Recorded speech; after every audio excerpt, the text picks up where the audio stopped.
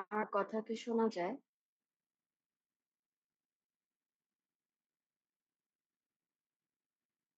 একজন একটু রেসপন্ড জি, করুন। মিস। ওকে, ঠিক আছে। পার্টিসিপেন্ট এত কম কেন? তোমাদের তো ২ সেকশন আসার কথা। আচ্ছা, ম্যাম আরেকটা ক্লাস ছিল তো মাত্র শেষ হলো। সবাই জয়েন করতেছে। আরেকটা ক্লাস ছিল। আচ্ছা, ঠিক আছে। সবাই জয়েন করতে থাকুক।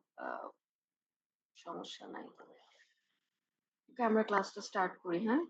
সো আমি স্ক্রিনটা শেয়ার করি। দেখো স্ক্রিন দেখা যায় কিনা।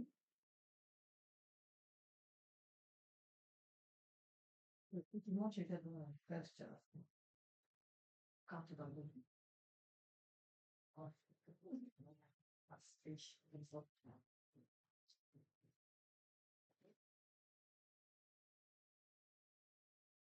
স্ক্রিন কি দেখা যাচ্ছে? জি ম্যাম।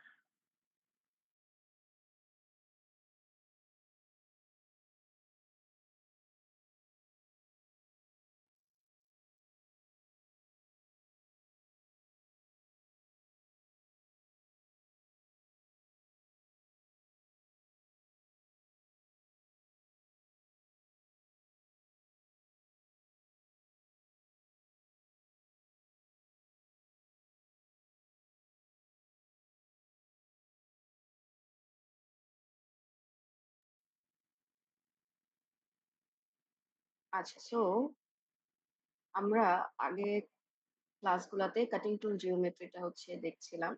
সো আজকে হোপফুলি এটা স্টার্ট করব এবং আমরা হচ্ছে সেকেন্ড আরেকটা টপিক হচ্ছে শুরু করব। সো আমরা একটু যদি যাই দেখি কি ছিল। আচ্ছা। লাস্ট ক্লাসে হচ্ছে এই ৬ টা অ্যাঙ্গেল নিয়ে আমরা কথা বলেছিলাম এবং তারপরে হচ্ছে আমরা বলেছিলাম যে আমাদের কিছু ইন্টারন্যাশনাল স্ট্যান্ডার্ড আছে, হ্যাঁ? সো ইন্টারন্যাশনাল স্ট্যান্ডার্ড এর মধ্যে মূলত হচ্ছে টুলের বিভিন্ন nomenclature ডেজিগনেট করা বা ডিসক্রাইব করা সেভারাল সিস্টেম আছে। Tool in hand system, tool in use system, machine reference এর মধ্যে এএসএ সিস্টেম, টুল রেফারেন্স এর মধ্যে অর্থোগোনাল রেক সিস্টেম। তো আমরা এই ৩ টা বলেছিলাম দেখব। টুল ইন হ্যান্ড এবং টুল ইন ইউজ দুটাই হচ্ছে আগের দিন দেখা হয়ে গিয়েছে। আমরা হচ্ছে আজকে সেটিং সিস্টেম থেকে স্টার্ট করব। যদিও বি সেকশনে সম্ভবত এই ম্যাথটা হয়তোবা দেখানো হয়েছিল, বাট যেহেতু ওইদিন অনেক গরম ছিল, তারপর প্রবলেম ছিল ক্লাসে, আমি ম্যাথটা দিয়ে আবার স্টার্ট করছি। ঠিক আছে? সো সেটিং সিস্টেমটা দেখো এখানে বলতেছে যে আমাদের টুলের ওরিয়েন্টেশনটা মেশিন টুলে কোথায় আছে, হ্যাঁ? এই পারপাস এর জন্য কিছু প্লেন এবং কিছু অ্যাঙ্গেল ডিফাইন করতে হয়। ওকে?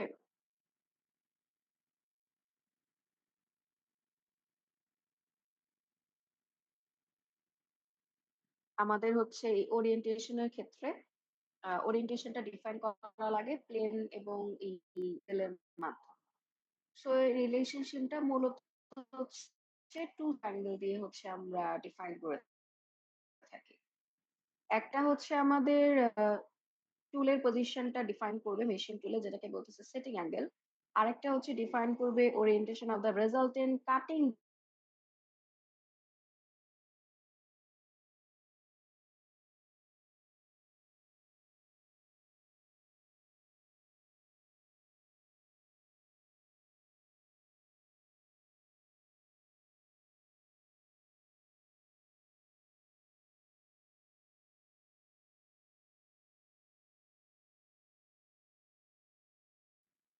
ক্লিয়ারেন্স অ্যাঙ্গেলটাকে আলফা, কাটিং এজ অ্যাঙ্গেল হচ্ছে কাপ্পা যেটা আমরা অলরেডি আগে দেখেছি।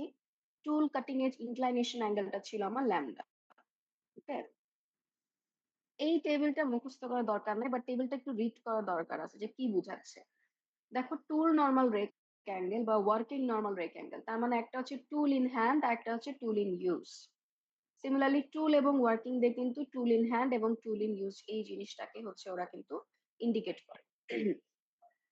সো একটা রেক অ্যাঙ্গেলের ক্ষেত্রে আমরা জানতাম যে রেক অ্যাঙ্গেলটা আসলে কি, দেখো টুল ফেস এ ওয়াই মানে হচ্ছে টুল ফেস এবং হচ্ছে আমাদের যে রেফারেন্স প্লেন এদের মধ্যবর্তী অ্যাঙ্গেল এবং এটাকে আমি মেজার করব পিএন ছিল আমাদের নরমাল টু দা কাটিং এর যে প্লেন সেই প্লেনটা ছিল।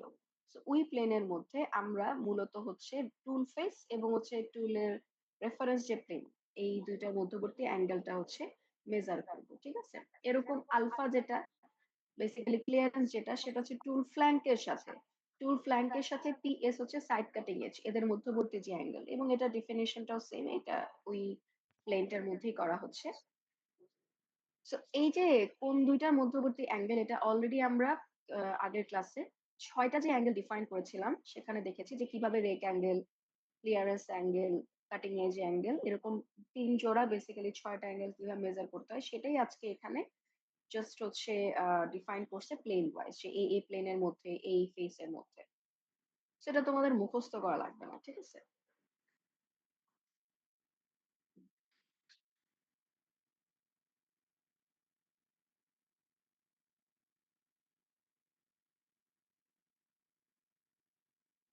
তো এখানে এই যে ছবিগুলা বলছে, এই ছবিগুলা হচ্ছে তোমাদের খুব একটা মুখস্থ করা লাগবে না। আমি আগেও বলছি যে তোমাদের ছবি মুখস্থের এখানে কিছু নাই।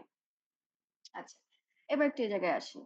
Mathematical relationship between tool and working system.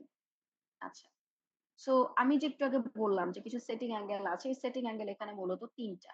একটা হচ্ছে জি which is the plane setting angle, H elevation setting angle এবং এল যেটা সেটা হচ্ছে রোল সেটিং অ্যাঙ্গেল। এদের প্রত্যেকের পজিটিভ হওয়ার কিছু এফেক্টস থাকে। খেয়াল করে দেখো তোমার এই যে জি যেটা প্লেন সেটিং অ্যাঙ্গেল যেটা জি সেটা যদি পজিটিভ হয় তখন হচ্ছে আমাদের এই সাইড কাটিং এজ যেই অ্যাঙ্গেল বা আমাদের যে মেজর কাটিং এজ অ্যাঙ্গেল যেটা সেটা হচ্ছে বেড়ে যায়। ঠিক আছে? সো এটার মাধ্যমে এক্স দিয়ে হচ্ছে আমরা প্লেনটাকে সেট করি। দেখো এখানে বলছে যে এক্স ওয়াই জেড হচ্ছে আমাদের মেশিনের এক্সিস যেখানে ডিফাইন করছি আমরা মেশিন এক্সিসটাকে। টুল ইন হ্যান্ড যদি জেড টি দিয়ে আমরা যদি এখানে সাবস্ক্রিপ্ট টি দেই দ্যাট মিনস টুল ইন হ্যান্ডের এক্সিস। This basically correspond to the intersection of the tool in hand plane যেখানে এই যে প্লেন গুলোর সাথে এই এক্সিস গুলা হচ্ছে প্রতি দুইটা প্লেনের মধ্যবর্তী ইন্টারসেকশনের লাইন যেটা সেটা খুব সিম্পল।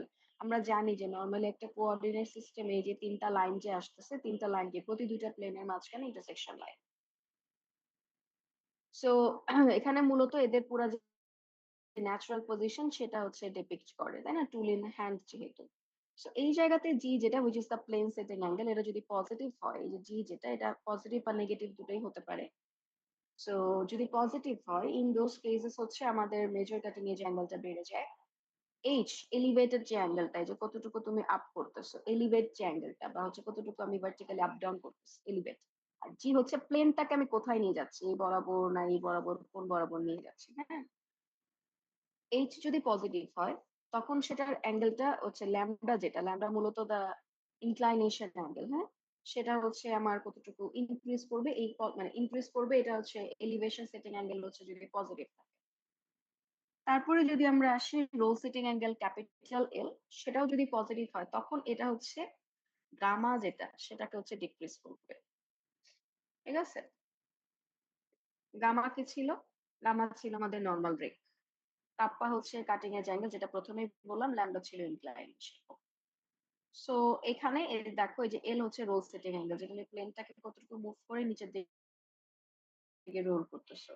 আর এইচ হচ্ছে আমার এলিভেশন আর এল হচ্ছে রোল সেটিং। সো এখানে একটা ম্যাথের জন্য কিছু ফর্মুলা আমাদের লাগবে যেমন ম্যাথটা আসলে কি রিলেটেড হয় দেখো এই জি এইচ এল তিনটাই রেফার করতেছে হচ্ছে আমাদের অ্যাপ্রোপ্রিয়েট সেটিং অ্যাঙ্গেলের মধ্যে। তুমি এই ৩ টা অ্যাঙ্গেল দিয়ে একটা টুলটাকে মেশিনে সেট করতেছো। সো এই ক্ষেত্রে কিছু আমাদের ইকুয়েশন লাগে যে ধরো তুমি ২টা ৩টা জিনিস জানো বাকি জিনিসগুলা তোমাকে জানা লাগবে। এবং এখানে ইকুয়েশন গুলা দেখো দেওয়া আছে প্রত্যেকটা খেয়াল করো এখানে যে আমাদের সাইড কাটিং এজ বা কাটিং এজ অ্যাঙ্গেলটা আছে এটা রোল সেটিং তারপরে হচ্ছে আমাদের যে এলিভেশন তারপরে হচ্ছে প্লেন সেটিং এদের সাথে সম্পর্কটা কি বা যদি আমার প্লেন সেটিং অ্যাঙ্গেল এত আসে তখন আমার হচ্ছে কাটিং এজ অ্যাঙ্গেলটা কত আসবে সেই অনুযায়ী কিন্তু সবকিছু এখানে ফর্মুলা গুলো দেওয়া। এই ফর্মুলা গুলো মুখস্থ করতে হবে না। এই ফর্মুলা গুলো হচ্ছে পরীক্ষার সময় দেওয়া থাকবে যদি এই ধরনের ম্যাথ আসে। ঠিক আছে? সো আমরা একটু দেখি যে এটা আসলে টুলটা যখন হাতে ছিল ওইটার সময় তুমি অ্যাঙ্গেল গুলা জানো আর যখন ওয়ার্কিং সিস্টেমে যাচ্ছে সেই অ্যাঙ্গেল গুলো আমরা হচ্ছে বের করব এই ফর্মুলা গুলা ইউজ করে। যেমন দেখো এখানে একটা বলে দিছে যে কাপ্পা আর ই which is basically the effective or working cutting edge angle, এটা বের করার জন্য তোমার প্রিভিয়াস এই জিনিসগুলো জানা লাগবে। এগুলা জানার জন্য তোমাদের বর্তমানে টুল হাতে থাকা অবস্থায় তার ইনক্লাইনেশন অ্যাঙ্গেল কত, তার কাটিং এজ অ্যাঙ্গেল কত, তার plane setting angle, elevation angle কত, এগুলা কিন্তু জানতে হবে। বুঝা গেছে? সো বেসিক্যালি টুলটা হাতে থাকা অবস্থায় অ্যাঙ্গেল গুলো তোমার জানা আছে। তুমি এবার কাজ করবা, কাজ করা অবস্থায় তাহলে তোমার করেসপন্ডিং অ্যাঙ্গেল গুলো কি আসে এটা আমরা জানতে চাচ্ছি। দেখো এখানে বসছে একটা লেথ টুল, যেটা কিনা একটা মেশিনে আমরা সেট করতেছি। প্লেন সেটিং অ্যাঙ্গেল জি হচ্ছে -20, এলিভেশন এইচ হচ্ছে -10, আর রোল সেটিং অ্যাঙ্গেল এল হচ্ছে 0। ওকে, সো টুল ইন হ্যান্ড যেহেতু আছে, মেজর কাটিং এজ অ্যাঙ্গেল বলে দিচ্ছে 30°, ইনক্লাইনেশন হচ্ছে 5°, নর্মাল রেক হচ্ছে 10, ক্লিয়ারেন্স হচ্ছে 5°। আমাকে বের করতে বলছে টুলটাকে যখন আমি কাজ করাবো, ওয়ার্কিং সিস্টেমে নিব, তখন আমার রেক অ্যাঙ্গেল এবং ক্লিয়ারেন্স অ্যাঙ্গেল কত। একটা ছোট্ট জিনিস একটু বলি, এখানে একটা জিনিস মাথায় রাখতে হয় যে আমাদের এফেক্ট, এই যখন আমি সেটিং অ্যাঙ্গেল গুলা আমি রাখলাম, একটা নর্মাল রেক অ্যাঙ্গেল যতটুকু চেঞ্জ হয়, যেই দিকে চেঞ্জ হয় বা যেই রকম চেঞ্জ হয়, আমার ক্লিয়ারেন্স অ্যাঙ্গেলের চেঞ্জটা তার অপোজিট হয়। অ্যাজ ইন, আমার আগে রেক অ্যাঙ্গেল ধরো ছিল 10°, এখন রেক অ্যাঙ্গেল বেড়ে হয়ে গেছে 15°, 5° বেড়ে গেছে। রেক অ্যাঙ্গেল যদি 5° বাড়ে, আমার ওয়ার্কিং সিস্টেমের ক্লিয়ারেন্স অ্যাঙ্গেলটা 5° কমে যাবে। এটা কেন আমরা একটা ছবি দেখলে বুঝতে পারবো। দেখো এই ছবিটা হচ্ছে আমরা আগের স্লাইডে দেখেছিলাম যে রেক অ্যাঙ্গেলটা দেখো এই জায়গাতে এবং ক্লিয়ারেন্স অ্যাঙ্গেল হচ্ছে এখানে। সো অবভিয়াসলি এই যে রেক অ্যাঙ্গেল, একটা minute,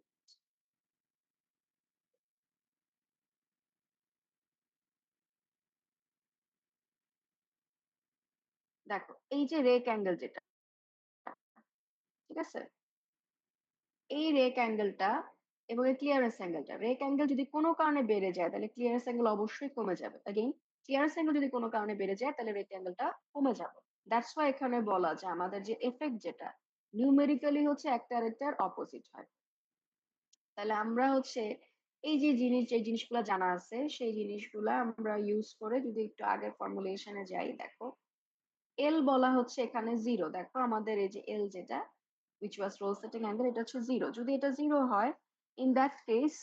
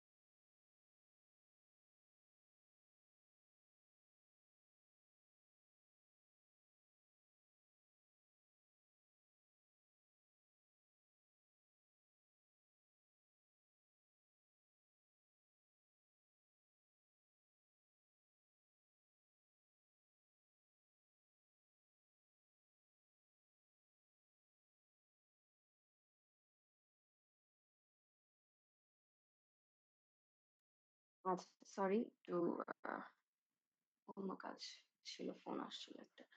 আচ্ছা, এখন যেটা বলছিলাম যে আমাদের এল হচ্ছে 0, এল যদি 0 হয়, একটু খেয়াল করে দেখো, প্রথম যে ইকুয়েশনটা আমার আসে। দেখো ওরা আমার কাছে চাইছে গামা এনি। গামা এনিকে আনার জন্য আমার অনেক কিছু লাগবে। দেখো গামা এনির জন্য আমার লাগবে কাপ্পা আরএল, তাই না?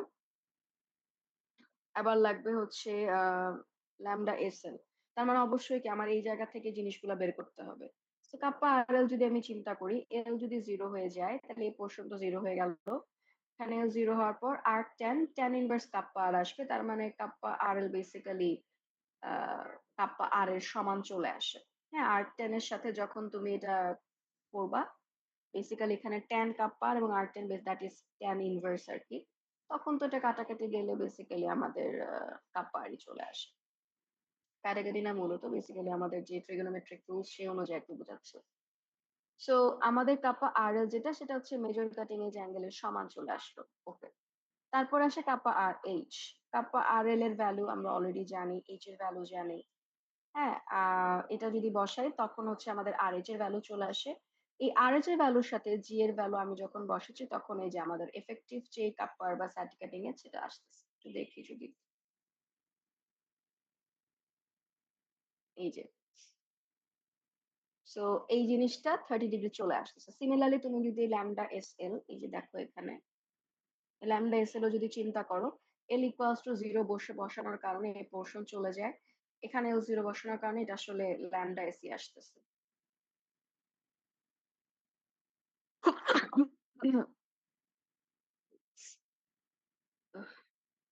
গামা এনএল এর কথা যদি চিন্তা করো, এই যে এখানেও যদি এল ইকুয়ালস টু 0 বসাও, এই 0 বসালে তো পুরোটাই নাই হয়ে যাচ্ছে, গামা এন আসে। তাহলে দেখো এই তিনটা আসলে অ্যাজ ইট ইজ রয়ে যায় অ্যাজ আমাদের এল 0। হ্যাঁ, বাকিটাও অ্যাজ ইট ইজ রয়ে যাচ্ছে এল 0 থাকার কারণে, এই তিন চারটা জায়গা আছে। এরপরে আমরা হচ্ছে যেটা বললাম যে এই পোর্শনে, তো কাপা আর এইচ হচ্ছে আমরা বের করলাম, যেখানে কাপা আর এইচ এর হচ্ছে ভ্যালু আগের থেকে ওই ফর্মুলা ওয়াইজ বের করলাম। আর জি ছিল -20, এর জন্য মাইনাস প্লাস 50.3। ও ল্যামডা এসির জন্য ল্যামডা এসি হচ্ছে আসলে ল্যামডা এসি এর সমান, ভ্যালু বের করলাম, এটা 0 চলে আসছে। গামা এন যখন বের করতে গেলাম, গামা এনএচ এর ভ্যালু বের করা ছিল আগে, ভ্যালু বসাচ্ছি। খেয়াল করে দেখো গামা এন যেটা, সেটা হচ্ছে 8.9 ডিগ্রি, এই পোর্শনটা থেকে 8.9 ডিগ্রি হচ্ছে কমে 1.1 হচ্ছে। আমরা জানি যে নিউমেরিক্যালি এটার এফেক্টটা কিন্তু অপোজিট হবে in case of clearance angle. তাহলে যদি একটু দেখি ক্লিয়ারেন্স অ্যাঙ্গেলের ব্যাপারে, যে যেহেতু নর্মাল রেক যে পরিমাণ কমে গেছে, আমার ক্লিয়ারেন্স কিন্তু সেই পরিমাণ বেড়ে যাবে। সেটা একটু মাথায় রাখা লাগবে। ফর্মুলা যদি দেওয়া থাকে, ম্যাথটা আই গেস তোমরা সবাই করতে পারবা। ওকে, কারো কোনো কি বুঝতে সমস্যা হয়েছে ম্যাথে?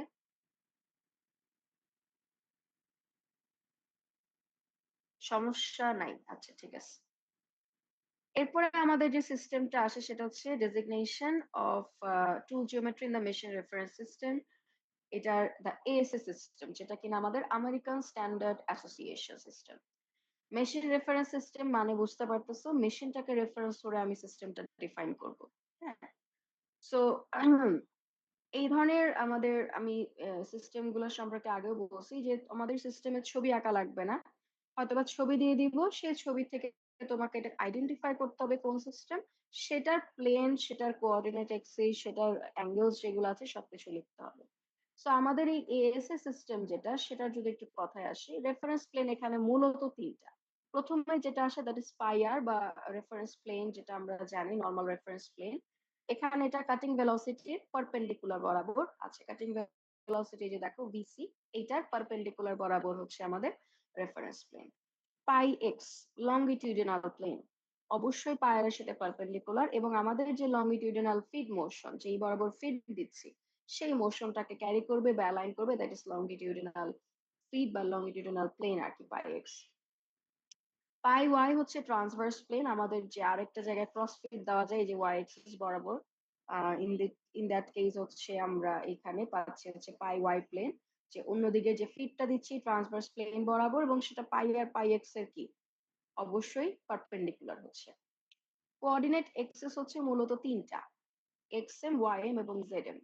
এক্সএম যেটা, সেটা হচ্ছে আমাদের লংগিটিউডিনাল ফিট ডিরেকশন বরাবর, ym যেটা ক্রস ফিট বরাবর এবং zm যেটা সেটাকে আসলে কাটিং স্পিড বা ভেলোসিটি ডিরেকশন। খেয়াল করে দেখো আমরা এখানে xm ym zm বলছি মেশিন রেফারেন্সে কিন্তু, ঠিক আছে? আর এখানের সাথে কিন্তু তোমার মেশিনের যেই তো জেড এক্সিস যেটা স্পিন্ডলের বরাবর হয় সেটা কিন্তু ডিফারেন্ট। ওইটা মেশিনের, আর এটা হচ্ছে টুলের ক্ষেত্রে আমি কিন্তু বলতেছি। তো এই যে দেখো আমরা একটা এখানে এটা হচ্ছে ইউটিউব থেকে হচ্ছে এই জিনিসটা হচ্ছে পাওয়া, তো সেখান থেকে দেখতেছি যে this is the reference plane, this is the longitudinal plane যেই বরাবর তুমি ফিট দিচ্ছ, এন্ড আরেকটা যেটা যে ট্রান্সভার্স প্লেন যেটা পাই ওয়াই প্লেন। আচ্ছা, এবার আসে হচ্ছে কিছু অ্যাঙ্গেল ডেফিনিশন, যেখানে বেশ কিছু অ্যাঙ্গেল আছে। প্রথমেই হচ্ছে রেক অ্যাঙ্গেল, যেটার মূলত এফেক্টটাই হচ্ছে এই বরাবর তোমার চিপটা ফ্লো করবে, এবং একই সাথে আমরা পরবর্তীতে দেখব যে আসলে কাটিং ফোর্সের মধ্যে রেক অ্যাঙ্গেলের একটা ইম্প্যাক্ট থাকে। এটা পরবর্তীতে আমরা বেশ কিছু জিওমেট্রি বা বেশ কিছু হচ্ছে ফর্মুলেশন দেখবো, পরের স্লাইড এটা আছে, সেখানে দেখা যায় যে কিভাবে রেক অ্যাঙ্গেল কাটিং ফোর্সের সে এফেক্ট ফেলে। সো রেক অ্যাঙ্গেল আমরা জানি দুটা হয়, একটা হচ্ছে সাইড রেক অ্যাঙ্গেল আর একটা হচ্ছে back rake angle. Side rake অ্যাঙ্গেলটাকে আমরা বলতেছি গামা এক্স, ব্যাক রেকটা বলতেছি গামা ওয়াই। সাইড রেক যেটা সেটা আমরা মেজার করছি pi x plane as in longitudinal plane বরাবর, আর ব্যাক রেক যেটা সেটাকে বলতেছি পাই ওয়াই প্লেনে মেজার করছি। দুটাই হচ্ছে মূলত inclination of the rake surface from the reference plane pi R, খালি একটা হচ্ছে আমরা মেজার করি পাই এক্স প্লেন দিয়ে, আরেকটা মেজার করি পাই ওয়াই প্লেন বরাবর। আমরা যদি একটু ছবি দেখি, দেখো, সো দিস ইজ এই যে ব্লু কালার যেটা শেড করা, যেটা ডার্ক ব্লু কালার শেড করা, this is the pi x plane, right? This is the rake face. এই রেক ফেসটা একটু খেয়াল করে দেখো, আমরা যদি একটা একটু যদি দেখো, এটা তো তোমার পাই এক্স প্লেন, ওকে? আচ্ছা, এন্ড এই পাই এক্স প্লেনটা দেখো তো, এখানে এই লাইন যেটা ক্যারি করতেছে, this is the line that is belong to pi y plane, and this is the line, এই যে এই লাইন যেটা, ইট বিলংস টু বেসিক্যালি কি পাই আর প্লেন। সো এই লাইনটা হয়ে গেছে তোমার this one which is the pi r plane, and আমাদের যে আম, এই লম্বা লাইন যেটা সেটা মূলত আসলে এই লাইনটাকে রিপ্রেজেন্ট করে, which basically comes from pi y plane.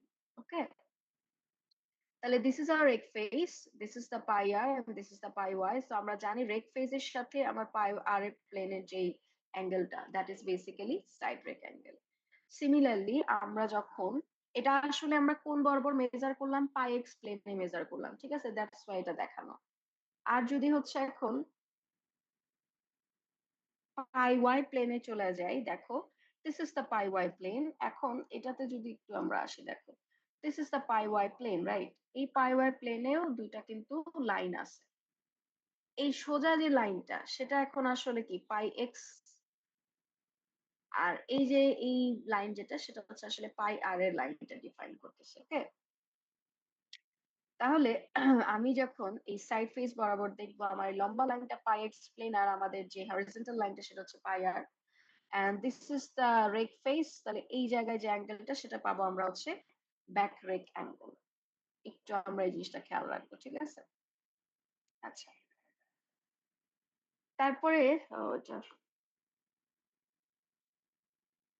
যেটা আসে সেটা হচ্ছে আমাদের ক্লিয়ারেন্স অ্যাঙ্গেল।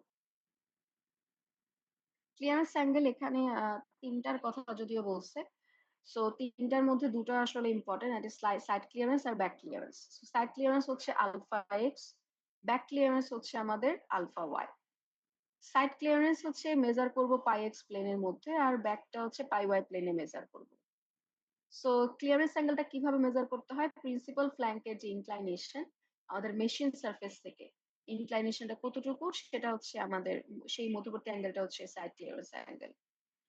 সিমিলারলি ইনক্লাইনেশনটা যদি আমি ট্রান্সভার্স প্লেনে দেখি, মেশিন সারফেস না নিয়ে যদি ট্রান্সভার্স প্লেন থেকে নিই, that is back clearance angle. এটা হচ্ছে দুটাই হচ্ছে প্রিন্সিপাল ফ্ল্যাঙ্কের ইনক্লাইনেশন। আর অক্সিলারি ব্যাক ক্লিয়ারেন্স হচ্ছে আমাদের inclination of the auxiliary flank. Auxiliary flank কিন্তু তোমার অন্য যে ফেসটা থাকে, অন্য যে পোর্শনটা থাকে ফ্ল্যাঙ্কে, সেটা আর কি। it is measured on pi y plane as well. So এখানে যদি ছবি একটু দেখি, দেখো প্রথমটা আমরা এখানে ফ্ল্যাঙ্ক যদিও বলছে, এটা আসলে ফ্ল্যাঙ্কের কথাই বলা। সো প্রথমটা বলা হচ্ছিল যে পাই এক্স প্লেন বরাবর আমার প্রিন্সিপাল ফ্ল্যাঙ্কের যে inclination from the machine surface. আচ্ছা, so machine surface is basically, এখানে একটু দেখো, এই যে from the machine surface or VC, VC হচ্ছে বেসিক্যালি আমার লম্বা যে কাটিং ভেলোসিটি ডিরেকশনটা। সো আমি যদি হচ্ছে এখান থেকে নেই একটু, this is the pi x plane, so that means this belongs to pi y plane and this line belongs to pi r plane. So আমি যখন ফ্রন্ট লাইনে চলে আসতেছি, এটা আমার pi y হয়ে গেছে, এটা আমার হচ্ছে pi r, ওকে। এখন আমাদের যে সাইড ক্লিয়ারেন্স অ্যাঙ্গেলটা, সেটা হচ্ছে দেখো আমাদের পাই ওয়াই যে প্লেন, মূলত এটাই আসলে কাটিং ভেলোসিটি ডিরেকশনটাকে ইন্ডিকেট করতেছে। এই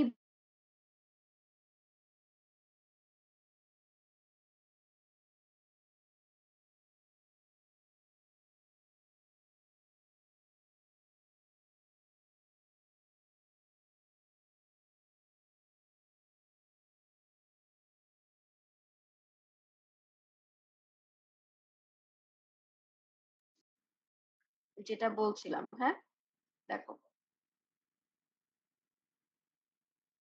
সো আমরা সাইড ক্লিয়ারেন্সে ছিলাম। মূলত সাইড ক্লিয়ারেন্স অ্যাঙ্গেলটা হচ্ছে দেখো, এই যে আমাদের পাই এক্স প্লেন বরাবর যে দুটো লাইন পাচ্ছে, একটা হচ্ছে পাই ওয়াই থেকে আসছে, একটা হচ্ছে পাই আর থেকে আসছে। This is the principal flank আমরা ফ্রন্ট সাইডে যদি দেখি, and this is the y plane, অথবা হচ্ছে এটা আমাদের যে ভেক্টর ভেলোসিটি কাটিং ভেলোসিটি সেটা ডিরেকশন আর কি। এদের মধ্যবর্তী অ্যাঙ্গেলটা হচ্ছে সাইড ক্লিয়ারেন্স অ্যাঙ্গেল, ওকে। আচ্ছা,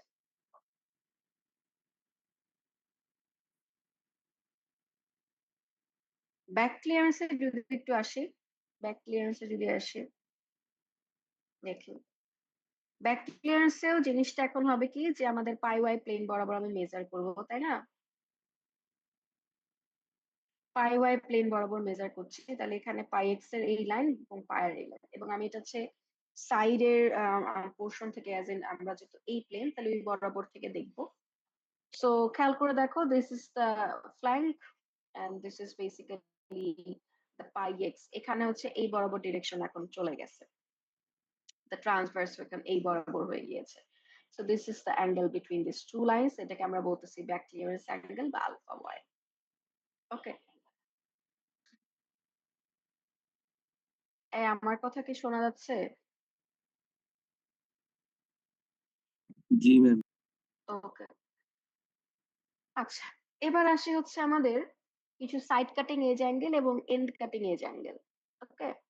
সো প্রথমটা যদি বলি, প্রিন্সিপাল কাটিং এজে প্রজেকশন অন দ্য পায়ার, সেটাকে আমরা বলতেছি cutting edge, side cutting edge angle. এটা মূলত হচ্ছে প্রিন্সিপাল কাটিং এজ এবং পাই ওয়াই এই দুইটার মধ্যবর্তী অ্যাঙ্গেল, যেটা কিনা আমি রেফারেন্স প্লেনে মেজার করি। আমরা যদি একটু ছবি দেখি, দেখো, this is our tool and this is the major side cutting edge. এই বরাবর তুমি একটা লাইন নিচ্ছ, this is your reference plane, এই যে লম্বা যে লাইনটা, এটা আসলে রেফারেন্স প্লেনের মধ্যে বোঝাচ্ছে। সেটার সাথে যে অ্যাঙ্গেলটা ক্রিয়েট করতেছে, that is pi s, or side cutting edge angle, okay. আর এন্ড কাটিং এজ যেটা ছিল, এটাও projection on the pi r, কিন্তু এটা আমরা অ্যাঙ্গেল হবে between the end cutting edge এবং পাই এক্স। তাহলে দেখো, এই যে this is the end cutting edge, and if I draw a line, so this is the pi x, this is the pi y, okay। এবং আমরা হচ্ছে reference প্লেনের মধ্যে মাপতেছি, এখানেও সি, এখানে এই অ্যাঙ্গেলটা নিচ্ছি আর এখানে এই অ্যাঙ্গেলটা নিচ্ছি, ওকে।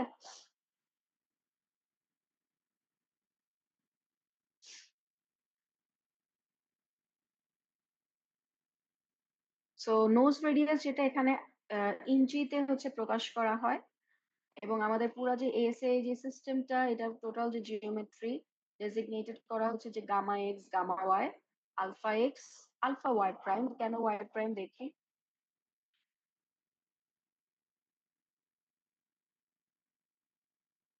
Gamma x, gamma y, alpha x, alpha y হবে phi s and phi e and r, ঠিক আছে। যদি অনেক সময় এরকম হয়, phi y prime, alpha y prime হচ্ছে আমাদের অক্সিলারি ব্যাক ক্লিয়ারেন্স আর কি। সো যদি এরকম ধরো বলে দেই যে আমার একটা সিস্টেম আছে যাকে আমি এইভাবে প্রকাশ করছি, নোজ রেডিয়াসটা ইঞ্চিতে আছে, দেন সিস্টেমটা হচ্ছে কোনটা সেটা আইডেন্টিফাই করো। দ্যাট মিনস এইটা দিয়ে বুঝতে হবে যে তুমি কোন সিস্টেমটাকে আসলে ডিফাইন করবা। হ্যাঁ, এটা দিয়ে বুঝতে হবে কোন সিস্টেমকে কথা বলা হয়েছে বা জানতে চাওয়া হয়েছে। তখন যে সিস্টেমটাকে ডিফাইন করে সিস্টেমের রেফারেন্স সরি প্লেন কি কি আছে তিনটা, কোঅর্ডিনেট এক্সিস কি কি আছে তিনটা, আমাদের হচ্ছে যে অ্যাঙ্গেল গুলা আছে, রেট অ্যাঙ্গেল দুইটা, ক্লিয়ারেন্স অ্যাঙ্গেল দুইটা, কাটিং এজ অ্যাঙ্গেল দুইটা, নোজ রেডিয়াস এর কথা, এগুলো সব কিন্তু ডিফাইন করতে হবে, কোনো ছবি লাগবে না। ওকে, আচ্ছা। তারপরে যদি একটু আসি আমাদের অর্থোগোনাল রেক সিস্টেম।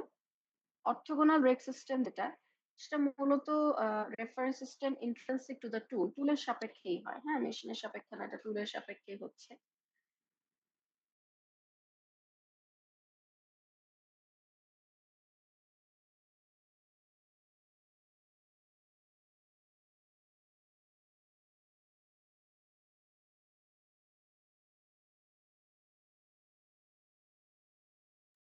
আচ্ছা, যেটা বলছিলাম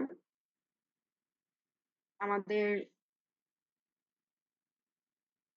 এএসএ সিস্টেমটা এইভাবে যে ডিফাইন করা হয় সিঙ্গেল পয়েন্ট কাটিং টুলের ক্ষেত্রে, এই ডেফিনেশনটা অনেক সময় দিয়ে দেওয়া হয় কোয়েশ্চেনে যে আচ্ছা আমি এইভাবে স্পেসিফাই করছি, then you will identify the system and you will describe the planes and angle associated with that system. আরেকটা যে সিস্টেমটা সেটা হচ্ছে আমাদের ORS, orthogonal rake system, ORS. সেটার কথা যদি আসি, সেখানে তিনটা প্লেন, মূলত প্রাইমারিলি তিনটা প্লেন থাকে। Reference plane, this is also the perpendicular to the velocity. Cutting plane pi C perpendicular to the pi R, এবং এটা কাটিং প্লেন যেটা, সেটা বুঝতেই পারছি আমাদের প্রিন্সিপাল কাটিং এজের বরাবর হবে কাটিং প্লেন, যেখানে আছে। আর আরেকটা হচ্ছে অর্থোগোনাল প্লেন। অর্থোগোনাল প্লেন যেটা, সেটা আসলে পায়ার এবং পাইসে দুটো বরাবর অর্থোগোনাল প্লেন পাওয়া যায়। কোঅর্ডিনেট এক্সিস যদি দেখো, একটু খেয়াল করো, এটা হচ্ছে এক্স ও ওয়াই ও জেড। কেন ওদের ডিফাইন করছে? Because this is an ORS system, orthogonal rake system, তাই। সো এক্স ও যেটা, সেটা হচ্ছে আমার মূলত এই পাই আর এবং পাই ও, এই দুইটার মধ্যবর্তী ইন্টারসেক্টিং লাইন। ওয়াই ও হচ্ছে পাই আর এবং পাই সির ইন্টারসেক্টিং লাইন। এন্ড জেড ও যেটা, সেটা হচ্ছে ভেলোসিটি যে ভেক্টরটা, সেই বরাবর নেওয়া হচ্ছে। তিনটা প্লেন থাকলেও আমরা আরো এখানে দুইটা প্লেনের সাথে পরিচিত হবো, সেখানে মূলত আসলে পাঁচটা প্লেন। তো আমরা একটু যদি আগাই, এই যে this is the reference plane again, এটা হচ্ছে একটা ইউটিউব ভিডিও থেকে নাও, ওখানে সুন্দর করে এইভাবে ছবি এঁকে আমাদের সলিড ওয়ার্কস ইউজ করে প্লেন গুলা ডিফাইন করা আর কি। So this is the reference plane, this is the side cutting edge plane, and this is basically the orthogonal plane. Similarly, side cutting edge এর সাথে কি আমাদের মাইনর কাটিং এজ থাকে। Side cutting age বা principal যে cutting edge, এটার সাথে সাথে যে মাইনর কাটিং এজটা থাকে বা এন্ড কাটিং এজটা থাকে, এই বরাবর যে প্লেনটা নেওয়া হয় সেটা হচ্ছে auxiliary cutting plane. Side cutting edge এর সাথে যেমন অর্থোগোনাল প্লেন থাকে, এন্ড কাটিং এজ কিংবা আমার অক্সিলারি কাটিং প্লেনের সাথে অর্থোগোনাল প্লেন থাকে, এটাকে আমরা বলি অক্সিলারি অর্থোগোনাল প্লেন। সো আমাদের ওআর সিস্টেমে মূলত প্লেন হচ্ছে পাঁচটা: reference plane, cutting plane, auxiliary cutting plane, orthogonal plane, auxiliary orthogonal plane. এবার আসি আমাদের অ্যাঙ্গেলস এর ক্ষেত্রে।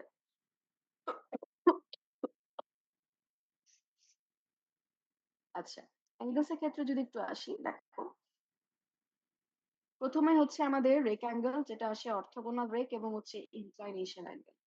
অর্থোগোনাল রেক যেটা, গামা ও বা গামা নট যাই বলি না কেন, এটা মূলত মেজার করা হয় পাই ও বা পাই নট প্লেনের সাথে, ঠিক আছে।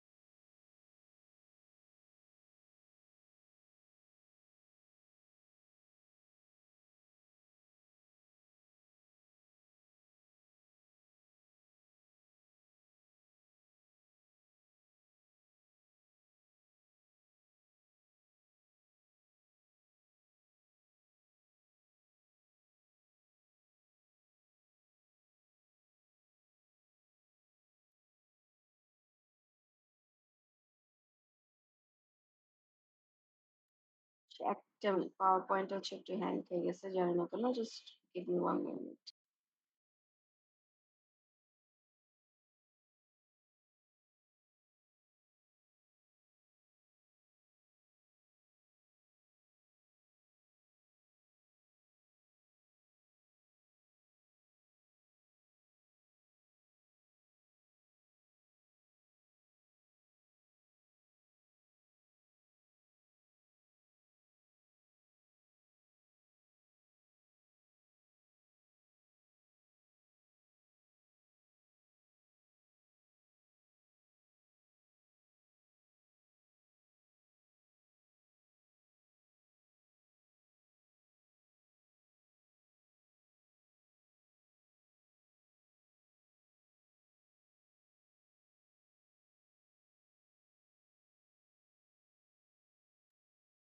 ওকে, এবার ঠিক আছে আই গেস। সো যেটা বলতেছিলাম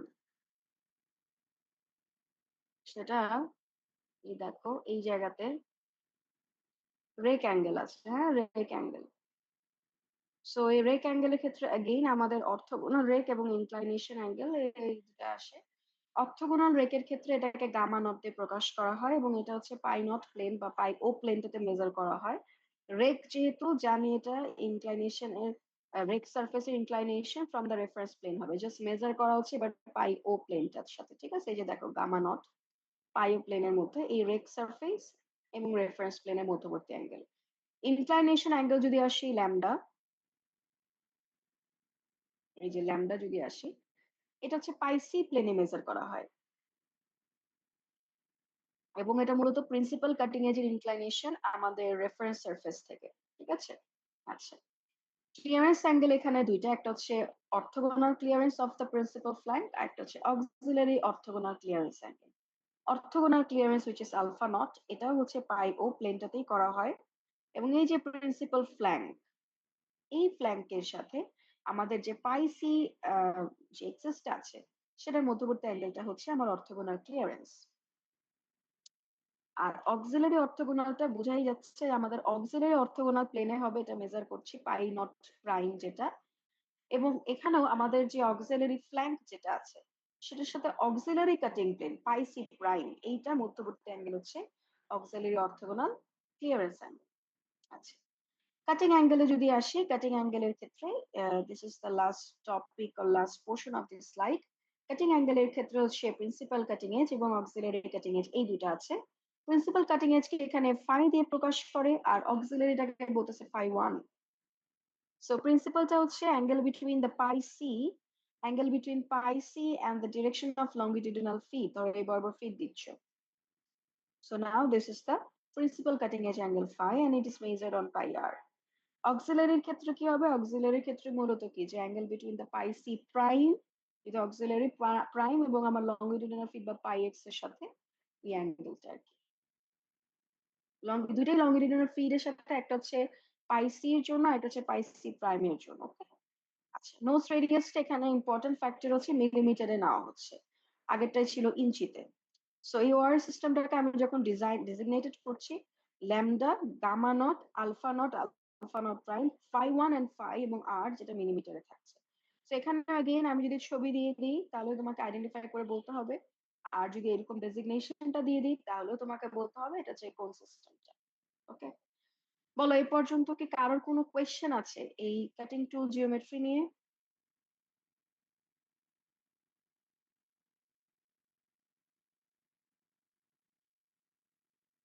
কারোর কোনো কোয়েশ্চেন নাই? 60 জন স্টুডেন্ট আছো? আচ্ছা, কোয়েশ্চেন থাকলে আনমিউট করে বলতে পারো। আচ্ছা, কারো কোনো কোয়েশ্চেন নাই? কোয়েশ্চেন যদি না থাকে আমরা হচ্ছে আমাদের সেকেন্ড যেই হচ্ছে টপিকটা সেটাতে হচ্ছে মুভ অন করি।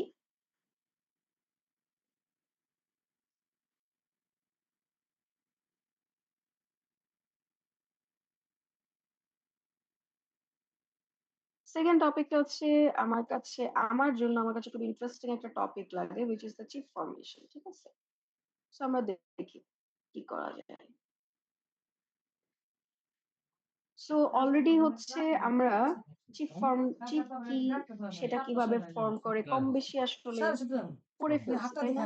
ল্যাবে করছি, এক্সপেরিমেন্ট করতে গিয়ে করছি, আমাদের ক্লাসে অনেক সময় আমরা ডিসকাস করছি। সো চিপ যখন ফর্ম করে সেটা মূলত কি যে আমার যে টুলটা আমি হচ্ছে ইউজ করবো সেটা obviously হার্ডার টুল, হার্ডার ম্যাটেরিয়ালের টুল ইউজ করতেছে এবং সে হচ্ছে ফোর্স দিচ্ছে, পাওয়ার দিচ্ছে এবং এই ওয়ার্ক ম্যাটেরিয়ালটা হচ্ছে সেখান থেকে রিমুভ হচ্ছে এবং এই রিমুভড ম্যাটেরিয়ালটাকে আমরা বলতেছি চিপ। তার মানে চিপের যে ফরমেশনটা by the deformation of the metal lying out of the cutting edge, এই কাটিং এজ দ্বারা ডিফর্মড হয়ে একটা শিয়ার প্রসেসের মাধ্যমে চিপটা ফর্ম হচ্ছে। শিয়ারিং কিন্তু আমরা শুরুতে পড়ে আসছি যে শিয়ারিং বেসিক্যালি একটা প্লেনের সাথে একটা প্লেন যখন ফ্লিপ করে যায় দ্যাট ইজ দ্য শিয়ারিং। সো একটা চিপ যখন মেশিনড হইলো, ঠিক আছে, এটার যে ফরমেশনটা চিপটা দেখতে কিরকম হবে এটা অনেকগুলোর উপর ডিপেন্ড করে, এগুলো ফ্যাক্টরের উপর ডিপেন্ড করে। প্রথমে আসে ওয়ার্ক ম্যাটেরিয়াল। আমাদের ওয়ার্কপিসের ম্যাটেরিয়ালটা যদি হচ্ছে ডাকটাইল হয় তাহলে একরকম চিপ আসবে, আর যদি হচ্ছে ব্রিটল হয় তাহলে আরেক রকম আসবে। আমাদের মেশিনিং টাইপটা যদি কন্টিনিউয়াস হয় ইন দ্যাট কেস একরকম আমরা চিপ পাবো, দেখা যাবে যে চিপটা অনেক লং হচ্ছে। ইন্টারাপ্টেড যদি হয় তাহলে চিপটা কি বারবার ভেঙে যাবে। Material and geometry of the cutting tool, জিওমেট্রির মধ্যে যদি আমরা বলি যে single point cutting tool use করলে চিপ কিন্তু একরকম হয় এবং আমার মাল্টি পয়েন্ট ইউজ করলে চিপ কিন্তু অনেক স্ক্যাটার্ড, অনেক গুঁড়া গুঁড়া হয়। Levels of cutting velocity and feed, আমাদের ভেলোসিটি বা ফিড এটা যদি কমাই বা বাড়াই এটার উপর ডিপেন্ড করে, এবং ডেপথ অফ কাটও যদি এটার উপর কমাই বা বাড়াই উপর ডিপেন্ড করে চিপের ফরমেশনটা কিন্তু চেঞ্জেস হয়। Machining environment or cutting fluid that basically affects the temperature and friction at the chip tool and work tool interface. আচ্ছা, কাটিং ফ্লুইড যদি ইউজ করি আর যদি না করি সমস্যাটা কোথায়? কাটিং ফ্লুইড ইউজ করলে আমার হিট জেনারেশনটা কম হবে, আমার ফ্রিকশনটা কম আসবে, সে অনুযায়ী হচ্ছে ফোর্স আমার এক্সার্ট কম করতে হবে এবং দেখা যাচ্ছে যে অনেক সময় অতিরিক্ত ডেপথ অফ কাটের ক্ষেত্রে চিপটা যেভাবে ধরো বারবার ভেঙে যেতেছে, সেই জিনিসটা ধরো আমি যদি কাটিং ফ্লুইডটা ইউজ করি হয়তো ভেঙে যাওয়ার পরিমাণটা একটু কমে আসে, হ্যাঁ, একটু হচ্ছে এটা লেন্দি হয়। আচ্ছা, the form of the chip is also an important index of machining because এই আগেরটা যেমন আমি একটু আগে বললাম যে একটা চিপের ফরমেশন কি কি জিনিসের উপর ডিপেন্ড করতেছে, আরেকটা হচ্ছে ধরো চিপের একটা তুমি শেপ পাইলা, এই শেপটা আবার একটা ইন্ডেক্স হয়ে যায় মেশিনিং এর। এটা আবার অনেক কিছু তোমার ইন্ডিকেট করে, যেমন প্রথমে যদি বলি আমাদের ওয়ার্ক ম্যাটেরিয়ালটা কিরকম, এটা প্রথমেই আমরা আগেই দেখলাম। ডিফারেন্ট মেশিনিং কন্ডিশনে কিন্তু ধরো ডাকটাইল এই মেটেরিয়ালটা যেরকম চিপ হওয়ার কথা, মেশিনিং কন্ডিশন ওয়াইজ কিন্তু চিপের শেপ চেঞ্জ হয়ে যায়। একটু পরে আমরা এটা দেখবো। স্পেসিফিক এনার্জি রিকোয়ারমেন্ট, কি পরিমাণ এনার্জি আমার লাগছে মেশিনিং ওয়ার্কে, এটাও কিন্তু অনেক সময় চিপের ফর্ম দেখে বোঝা যায় যে বেশি লাগতেছে না কম লাগতেছে। Nature and degree of interaction of the chip tool interaction, তারপর হচ্ছে মোড অর মেকানিজম, মেকানিজমটা ইজিলি বোঝা যায় চিপের শেপ দেখে, এটাও আমরা চিপের টাইপস পাওয়ার সময় বা চিপের ফর্ম হচ্ছে সেটা দেখে বুঝি। কাটিং টেম্পারেচার, তারপরে হচ্ছে কাটিং এজের কন্ডিশন কিরকম, ধরো চিপটা হচ্ছে আমাদের টুলের যে টিপটা হচ্ছে একটু ব্লান্ট হয়ে গেছে, মানে আমরা যেটা বাংলা ভাষায় বলি যে হচ্ছে শার্প নাই ভোতা হয়ে গেছে, তখন আসলে একরকম চিপ আসবে, শার্প থাকলে আরেক রকম আসবে। মেশিনিং প্যারামিটারের ভ্যারিয়েশনের কথা তো অলরেডি বলছিলাম, যে speed, depth of cut, feed এবং ফ্লুইডের ব্যাপারটা। একটা চিপ দেখে তুমি বুঝতে পারবে যে ফ্লুইডটা আসলে খুব বেশি ইউজ হয়েছে কি হয়নি। হ্যাঁ, সো এই ধরনের এই জন্য আর কি বলা যে চিপের ফরমেশন যেমন কিছু ফ্যাক্টর উপর ডিপেন্ড করে, সিমিলারলি চিপের শেপ দেখে বা ফর্ম দেখে তুমি বেশ মেশিনিং এর বেশ কয়েকটা জিনিস সম্বন্ধে কনক্লুশন কিংবা হচ্ছে অ্যাটলিস্ট কমেন্ট করতে পারো। আচ্ছা, মূলত দুইটা মেকানিজম ইনভলভড আছে চিপ ফরমেশনে, একটা হচ্ছে ইয়েল্ডিং ডাকটাইল ম্যাটেরিয়ালের জন্য, একটা হচ্ছে ব্রিটেল ফ্র্যাকচার যেটা কিনা ব্রিটেল ম্যাটেরিয়ালের জন্য। সো মূলত আমাদের এখানে আমরা কিন্তু বারবার করে বলতেছিলাম যে শিয়ার হয়। সো টুলটা যখন হচ্ছে আমার ওয়ার্কপিসকে ধাক্কা দিচ্ছে তখন মূলত দুইটা ডিফরমেশন জোন ক্রিয়েট হয়, একটা হচ্ছে প্রাইমারি ডিফরমেশন জোন যেটা কিনা মূলত শিয়ার জোন, একটা হচ্ছে সেকেন্ডারি ডিফরমেশন জোন, ঠিক আছে। এবং এই দেখো এই জায়গাটা হচ্ছে আমার রেক্ট্যাঙ্গেল, এই যে চিপ টুলের ইন্টারফেস, আর এখানে টুল এবং ওয়ার্কপিস ইন্টারফেস হচ্ছে ক্লিয়ারেন্স অ্যাঙ্গেল। সো এই সেকেন্ডারি জোনটাতে আসলে অনেক সময় স্টিকিং ক্রিয়েট হয়, মানে ধরো চিপটা অনেক সময় লেগে যায়, এই জন্য ওটা স্টিকিং জোনও বলা হয়। ওকে, আর এই পোর্শনটা অলরেডি ডিফর্মড হয়ে গেছে, ডিফর্মড অ্যাজ ইন চিপটা ফর্ম করে বাইরে চলে গেছে, ঠিক আছে। তো আমরা দেখি এক এক করে দেখি কিভাবে ইয়েল্ডিং বা ব্রিটল ফ্র্যাকচারের মাধ্যমে চিপ ফর্ম হয়। প্রথমেই আসি আমাদের ডাকটাইল ম্যাটেরিয়ালের জন্য। So একটা wedge shape tool, this is our wedge shape tool. Hello hello তোরা কি করছ মাসি এরা তখন শব্দ কোন চিঠি লোক বলবে না এই যে লিটনে যে এই যে ফাইলটা ছপে নেই তো তুই না গেলে তুই চুলে দেয় দিও তুমি ঠিক নেই মাথা এবং দুঃখ দিবি এবং দুইটা বলে দেখা দিছে আর বলে দেয় মেয়েরা বলে বলে চাইতে না যে রাখা আছে কাগজ ফাইলের মধ্যে সবই আছে আর তুই মেয়েরা বলে যোগাযোগ কর ফোনে আচ্ছা, so this is our wedge shape tool, এই যে দিস ওয়ান। এটা হচ্ছে আমরা আমাদেরকে ওয়ার্ক পিসে রিলেটিভে মুভ করি, তাই না? আমাদের ওয়ার্ক পিসটা হচ্ছে রোটেট করতে থাকে, টুলটা হচ্ছে লিনিয়ারলি সামনে আগাতে থাকে। সো টুলটা যখন ওয়ার্ক পিসের সাথে কন্ট্যাক্টে আসে, এই জায়গাতে সে টুলটা হচ্ছে অনেক বেশি প্রেসার এক্সার্ট করে, যেটা কিনা মূলত কম্প্রেশন হিসেবে কাজ করে। হ্যাঁ, metal compression of the metal near the টুল। এই যে ওয়ার্ক পিসের ম্যাটেরিয়াল, এখানে যে স্ট্রেসটা পড়তেছে, এই স্ট্রেসটা যখন একটা ইয়েল্ড পয়েন্টের পার করে যাবে আন্ডার দ্য কম্প্রেসিভ ফোর্স, তখন দেখা যাবে যে এই ম্যাটেরিয়ালটা ডিফর্ম করা স্টার্ট করলো। এটা মূলত ডাকটাইলের ক্ষেত্রে আমরা দেখছি, ঠিক আছে? ডিফর্ম করা স্টার্ট করবে এবং আফটার সাম টাইম প্লাস্টিক্যালি ডিফর্ম করার পর শেয়ার অফ হয়ে যাবে, যখন শেয়ার নিতে পারছে না। এই যে এখানে যে প্লাস্টিক ফ্লোটা হচ্ছে এই জায়গাটাতে, যেখানে মূলত প্লাস্টিক্যালি ডিফর্মড হওয়ার পরে জিনিসটাকে শেয়ার অফ হয়ে যাচ্ছে, সেটাকে আমরা বলতেছি প্লাস্টিক জোন আর প্রাইমারি জোন আর শেয়ার জোন, এবং এই প্লেনটাকে আমরা বলতেছি শেয়ার তোমার মাথায় একটু বুদ্ধি কম আছে, বুঝছো? এই ধরনের কথা বলার শেয়ার সিস্টেম বুঝো না। this বুদ্ধি কম তো induces তোমার, shear বুঝো type না of রে তুমি। deformation within বুদ্ধি the কম, metal তুমি বুঝো না। and the তুমি যে কার material সাথে কথা begins বলছো to আমি flow। জানি, বিটনের কথা এই বলছো যে না কারো ফ্লো করলো আমি উপরে কিভাবে উঠলো, ছোট বুঝবো? আমি ছোট কানে পিস হেডফোন হলো, দাও সেটাই আমার। হচ্ছে আসলে চিপস। এই কমনটা তোমার কিভাবে হলো? So আমি this is কিভাবে the বুঝবো সেটা? compressive force that আমি is কিভাবে applied বুঝবো এর from সাথে this chip, কথা that বলছো? is তুমি actually বুঝলো called the কয়টা? cutting force। টুল যে প্রেসারটা আমি কানে এক্সার্ট হেডফোন দাও, আমি করতেছে, পুরো যেটা শুনছি মূলত কিছু কথা। কম্প্রেসিভ ফোর্স, কেমন ধরনের বুদ্ধি সেই তোমার এটা? ফোর্সটাকে আমরা বুদ্ধি কি আমি বলতেছি শুধু সাথে হচ্ছে সাথে বলি? cutting force. So as the tool কথা বলো। advances, this process of shearing goes on increasing, and obviously the material is removed. আচ্ছা, মূলত এই চিপের যে ফরমেশনটা, এটা আসলে রিশেপিং এবং ফ্র্যাকচারিং, এটার একটা কম্বিনেশন। রিশেপিং বলার রিজন হচ্ছে এখানে টুলটা ওয়ার্ক পিসের মধ্যে এনাফ পরিমাণ ফোর্স এক্সার্ট করে, যার কারণে আমার ওই ওয়ার্ক ম্যাটেরিয়ালটা পার্মানেন্টলি ডিফর্ম কিংবা ফ্র্যাকচার হয়ে যায়। এই যে ডিফর্ম হয়ে গেল, বেসিক্যালি ডিফর্মেশন মানে তো আসলে শেপটা চেঞ্জ হয়ে যাওয়া, that's why it's called reshaping. এটা হয় কখন? যখন আসলে কমপ্লিটলি ডিফর্ম হয়, কখন? যখন আসলে এটা ইলাস্টিক লিমিটকে এক্সিড করে যায়। আফটার সাম টাইম এই ডিফর্ম চিপটা যখন একদম ব্রেকিং পয়েন্টে চলে যায়, তখন প্যারেন্ট ম্যাটেরিয়াল যেটা, সেখান থেকে আসলে সে আলাদা হয়ে যাচ্ছে, যেটাকে আমরা বলতেছি fracture. So chip is basically combination of reshaping, which basically means the permanent deformation, plastical deformation, and then fracturing, which is basically beyond the breaking point. The chip or the deformed portion is separated. Regardless of the tool being used or the metal being cut, the chip forming process কি সমস্যা? আচ্ছা, এখনো attendance নেই নাই, যখন নিব তখন বলবা, ঠিক আছে? So regardless of the tool being used or the metal being cut, the chip forming process occurs by a mechanism called plastic deformation, যেটা বললাম আর কি। এই ডিফরমেশনটা এটা ভিজুয়ালাইজ করা হয় শেয়ারিং এর মাধ্যমে। So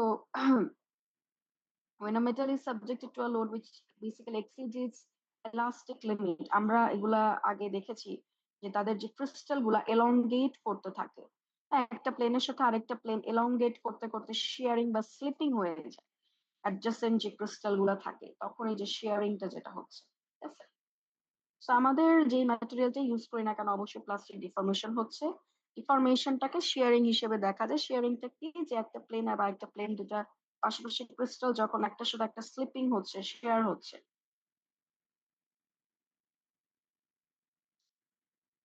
ওই গেল হচ্ছে আমাদের ডাকটাইলের জন্য। ডাকটাইলের ক্ষেত্রে ইয়েল প্রাইম ক্রস করার পরও প্লাস্টিক্যালি ডিফর্ম হচ্ছে এবং ফ্র্যাকচার পয়েন্ট বা ব্রেকিং পয়েন্টে গিয়ে সে হচ্ছে ফ্র্যাকচার হয়ে আলাদা হয়ে যাচ্ছে, শিয়ার অফ হয়ে গেল।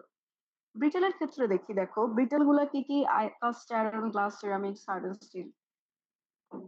আমাদের যে কাটিং টুল সেটা আসলে ব্রিটেল ওয়ার্কপিসের এগেইনস্টে যখন প্রেসড হচ্ছে তখন এই স্ট্রেসটা কনসেন্ট্রেট হচ্ছে অন দ্য কাটিং এজ। যেহেতু ওই ম্যাটেরিয়ালটা আর প্লাস্টিক ডিফরমেশনের মধ্য দিয়ে যেতে পারবে না, হ্যাঁ দেখো ইলাস্টিক স্ট্রেন এনার্জিটা বিল্ড আপ হতে থাকে এবং ব্রিটেনের ক্ষেত্রে আমরা জানি যে আলটিমেট শিয়ার স্ট্রেংথটাই আসলে breaking point. So the moment it exceed the ultimate shear strength, it basically cracked. The crack propagates through flaws and voids and grain boundaries.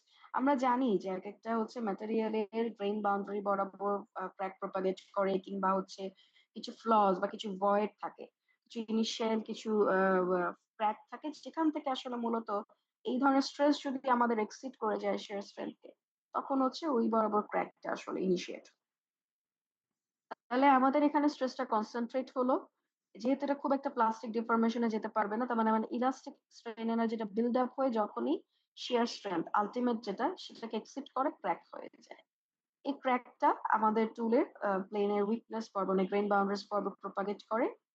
যেহেতু ওই ব্রিটেল ম্যাটেরিয়ালটা আমার প্লাস্টিক ফ্লো দিয়ে, plastic flow as an plastic deformation আর কি, খুব বেশি stress relief করতে পারে না, এই জন্য আসলে ক্র্যাকটা খুব সাডেনলি প্রপাগেট করে এবং ফ্র্যাকচার হয়ে যায়।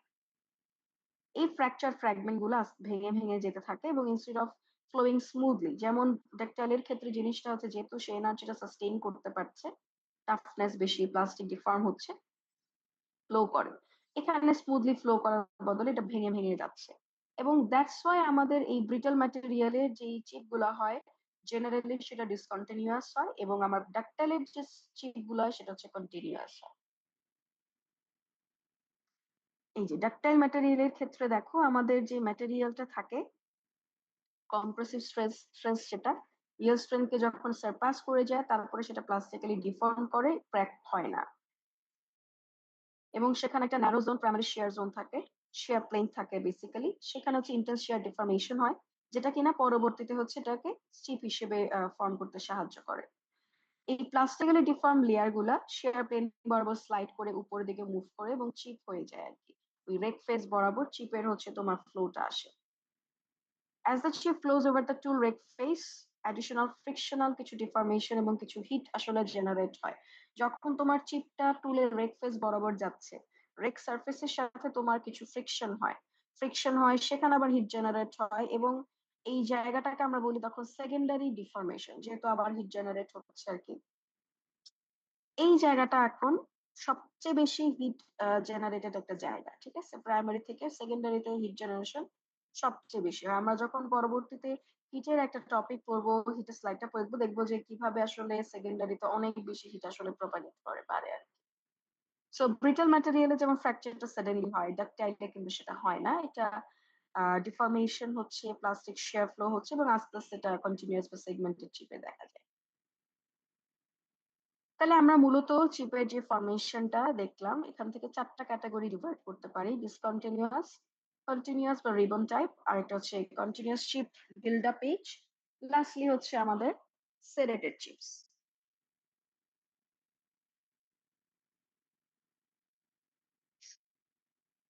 আচ্ছা, সো আমাদের ডিসকন্টিনিউয়াস চিপস এর ক্ষেত্রে যদি একটু আসি, হ্যাঁ, যে চিপস গুলো হচ্ছে ভেঙে ভেঙে যাচ্ছে।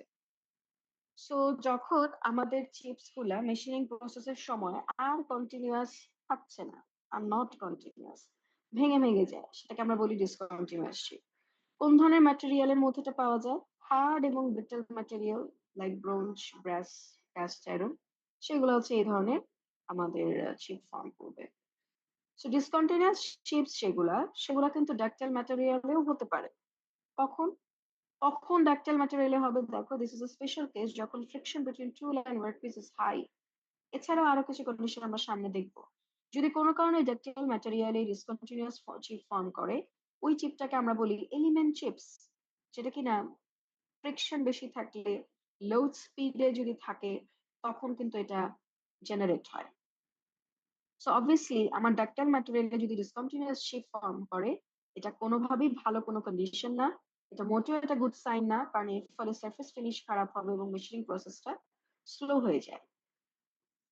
সো কোন কোন কন্ডিশন মূলত রেসপন্সিবল, অলরেডি দুটোর কথা বলে ফেলেছি আমরা। একটা হচ্ছে প্রচুর পরিমাণে ফ্রিকশন হচ্ছে, আরেকটা হচ্ছে স্পিডটা আমরা অনেক কম দিয়েছি। এরপরেও যদি ডেপথ অফ কাট কিংবা হচ্ছে আমাদের ফিড রেট যদি বেশি থাকে, তখন কিন্তু এই ধরনের সিচুয়েশন জেনারেট হয়। কিংবা রেক অ্যাঙ্গেল যদি কম হয়, একটু খেয়াল করে দেখো রেক অ্যাঙ্গেলের ব্যাপারটা। রেক অ্যাঙ্গেল যদি কম হয়, তাহলে চিপ গুলা কিন্তু স্মুথলি ফ্লো করতে পারবে না, ধাক্কা খেয়ে আগেই ভেঙে যায়। দ্যাটস ওয়াই কিন্তু এরকম ডিসকন্টিনিউয়াস চিপ তৈরি হতে পারে। So what are the advantages? Discontinuous chip যদি ব্রিটেলে ফর্ম করে, it provides basically a very good surface finish. যদি ডিসকন্টিনিউয়াস চিপ ব্রিটেলে আসে, আমরা কিন্তু ডাক্টাইলের জন্য বলছি না, ব্রিটেলের জন্য এটা অবশ্যই ভালো একটা সারফেস ফিনিশ দিবে, আমাদের টুল লাইফ ইনক্রিজ করবে এবং আমাদের কনজাম্পশন অফ দ্য পাওয়ার যেটা, সেটা আসলে রিডিউস করবে। কিভাবে রিডিউস করে? আমাদের ওই যে কম্প্রেসিভ স্ট্রেস যেটা, সেটা তো অতিরিক্ত সাস্টেইন করতে হচ্ছে না। একটা জিনিস খেয়াল করো, একটা elastic strain energy build up হয় যখন হচ্ছে চিপ গুলা প্লাস্টিক্যালি ডিফর্ম করতে থাকে। যত বেশি এনার্জি বিল্ড আপ হবে, তত বেশি ফোর্স তোমাকে এখানে দিতে হবে, যাতে করে সেই জিনিসটা ফ্র্যাকচার পয়েন্টে যেতে পারে। এখন ও তো তাহলে যখন ডিসকন্টিনিউয়াস চিপ ফর্ম করতেছে, তোমার অতিরিক্ত ফোর্স দেওয়া লাগছে না। The moment it crosses the ultimate shear strength, it will break.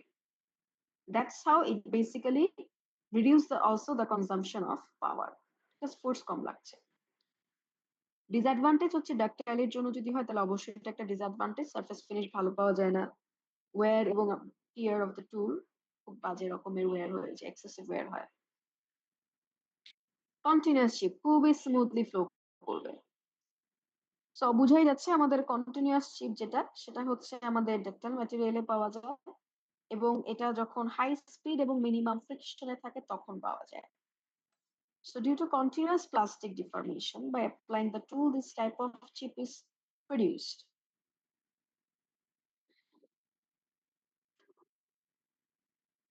আচ্ছা,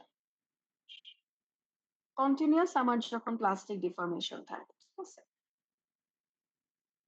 মাইল্ড স্টিল এবং কপার, এগুলো হচ্ছে ডাক্টাইল ম্যাটেরিয়ালের মধ্যে আমরা বলছি যে এগুলো আমাদের সবচেয়ে commonly used. So thickness of the chip যখন আসলে পুরাপুরি লেন্থে একেবারেই কনস্ট্যান্ট পাওয়া যায় আর কি, মোটামুটি মানে চিপ ফর্মেশনের পরে আর কি। So it commonly provides a very good surface finish. Drawback যেটা, main drawback, that is it's very difficult to handle and dispose of. এত লম্বা যখন রিবন শেপের চিপ গুলো ফর্ম করে, এটা কিন্তু হ্যান্ডেল করা ঝামেলা, এটা ডিসপোজ করা ঝামেলা। So condition which are basically responsible for this type of chip is অবশ্যই ডাক্টাইল ম্যাটেরিয়াল যদি ইউজ করো, স্পিড যদি বেশি থাকে, ফ্রিকশন যদি কম থাকে, ফিড এবং ডেপথ অফ কাটও যদি কম দেওয়া হয়, আর রেক অ্যাঙ্গেল যদি বড় হয়, তখন চিপটা ইজিলি এরকম লম্বা হতে পারে আর কি। অ্যাডভান্টেজের মধ্যে যদি দেখি, অ্যাডভান্টেজেস এর মধ্যে অবশ্যই আমার সারফেস ফিনিশটা ভালো, এখানে লেস হিট জেনারেট হয় due to minimum friction. Heat generation যেটা, সেটা বেশ কম হচ্ছে মিনিমাম ফ্রিকশনের কারণে আর কি। এবং টুল লাইফ ভালো হয় বা লম্বা হয়, এজ ইন আমাদের ওয়্যারটা কম হয়। হ্যাঁ, সেখানে বিভিন্ন টাইপের দেখো, হেলিক্যাল চিপ দেখাইছে, কনিক্যাল হেলিক্যাল দেখাইছে।